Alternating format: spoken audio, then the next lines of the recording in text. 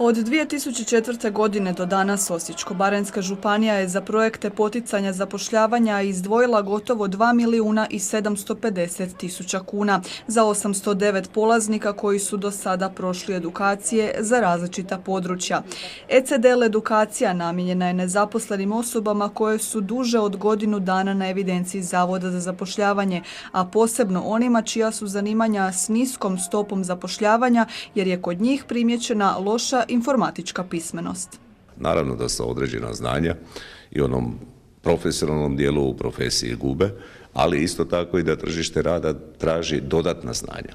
Jedno od njih je evo i ECDL edukacija, odnosno poznavanje rada na osobnom računalu, koje u svakom slučaju daje puno više šanse za određeno radno mjesto slijedom bodovanja i slijedom znanja koji ovakav polaznik nakon dobijene diplome ima, da to radno mjesto nađe. Iskustvo je pokazalo da u zadnjih 12 godina oni koji završe ovakve programe u okviru 6 mjeseci nalaze radno mjesto, istaknuo je Šišljagić.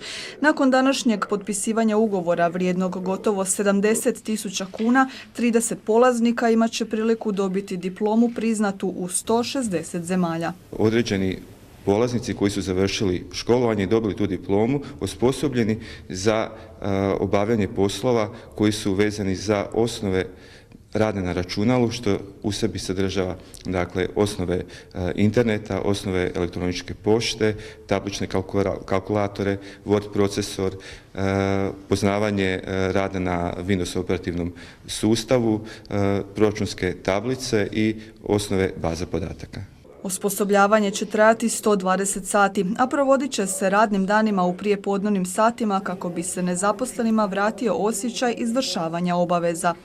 Osječko-baranjska županija jedina je u Republici Hrvatskoj koja provodi projekte ovakve vrste.